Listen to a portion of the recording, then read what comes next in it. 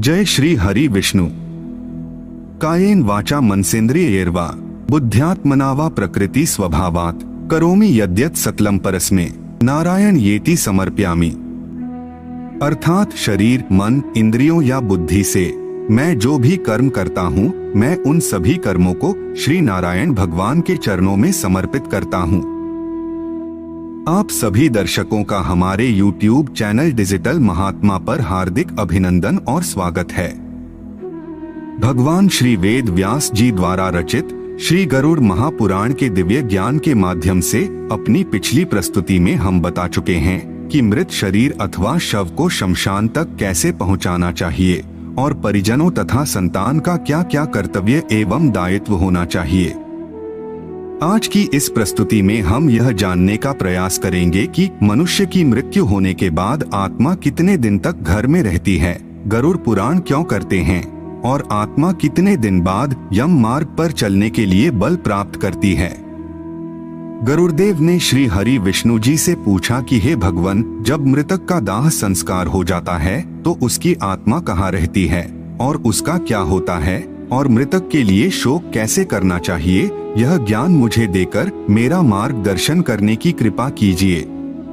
तब भगवान विष्णु ने गरुड़ की जिज्ञासा को शांत करते हुए कहा कि हे पक्षीराज, संतानों और बंधु बांधवों द्वारा मृतक का दाह संस्कार किया जाता है।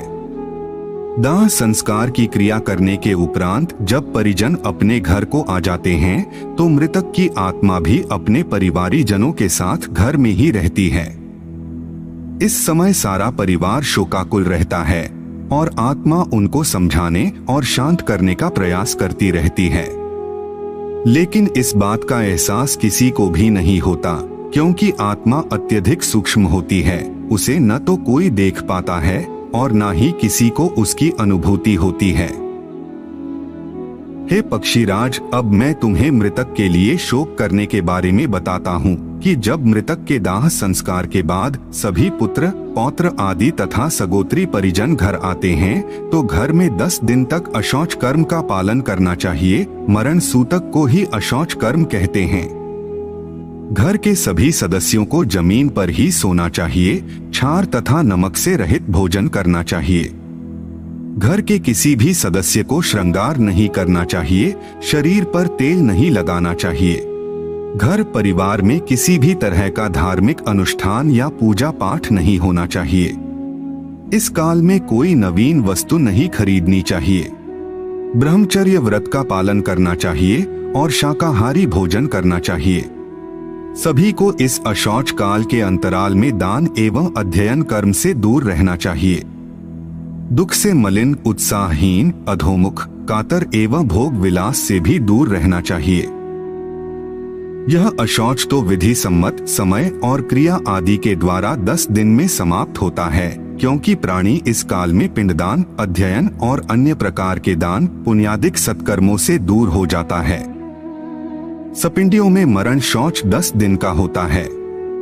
मृतक की आत्मा की मुक्ति के लिए संतानों द्वारा 10 दिन तक पिंडदान किया जाता है। मृतक के लिए जो संतान या भाई पहले दिन पिंडदान की क्रिया करता है उसे ही 10वें दिन तक प्रेत की अन्य समस्त क्रियाएं करनी चाहिए। चाहे चावल हो, चाहे सत्तू हो, चाहे शाक हो, पहले दिन जिससे पिंडदान करे उससे ही 10 दिन तक पिंडदान करना चाहिए। हे पक्षी श्रेष्ठ, इस प्रकार संतान द्वारा 10 दिनों तक जो पिंडदान किया जाता है वह प्रतिदिन 4 भागों में विभाजित हो जाता है। उसके प्रथम 2 भाग से अतिवाहक शरीर, तीसरे भाग से यमदूत और चौथे भाग से मृतक स्वयं तृप्त होता है। 9 दिन और रात्रि में वह शरीर अपने अंगों से युक्त हो जाता है। प्रथम दिन के पिंडदान से प्रेत के शिरोभाग का निर्माण होता है। दूसरे दिन के पिंडदान से उसके कान, नेत्र और नाक की उत्पत्ति होती है। तीसरे दिन के पिंडदान से क्रमशः कंठ, स्कंध, बाहु एवं वक्षस्थल, चौथे दिन के पिंडदान से नाभि, लिंग और गुदा भाग तथा 5वें दिन के पिंडदान से जानु, जंघा और पैर बनते हैं। इसी प्रकार छठे दिन के पिंडदान से सभी मर्मस्थल, 7वें दिन के पिंडदान से नाड़ी समूह, 8वें दिन के पिंडदान से दांत और लोम तथा 9वें दिन के पिंडदान से वीर्य एवं 10वें दिन के पिंडदान से उस शरीर में पूर्णता आ जाती है और उसे भूख प्यास का आभास होता है। इस प्रकार 10 दिनों तक पिंडदान के बाद 11वें दिन घर की शुद्धि की जाती है। ऐसा करने से अशौच कर्म समाप्त हो जाता है। 11वें और 12वें दिन जो श्राद्ध किया जाता है उससे प्रेत स्वयं भी भोजन प्राप्त करता है। इस अंतराल में घर में गरुड़ पुराण का पाठ भी किया जाता है। घर के सभी सदस्य व प्रेत आत्मा गरुड़ पुराण का पाठ सुनते हैं, जिससे उनको अच्छे कर्म और बुरे कर्मों का पता चलता है। अतः मृतक की आत्मा का आगे का मार्ग उसके किए गए कर्मों के अनुसार कैसा होगा, इसका उन्हें आभास हो जाता है। 13वें दिन 13वां श्राद्ध किया जाता है, जिसे 13वीं कहते हैं। इस दिन परिजन अपनी योग्यतानुसार ब्राह्मणों, साधु संतों, निर्धनों तथा अन्य लोगों को भोजन कराते हैं। इस दिन गौदान भी किया जाता है।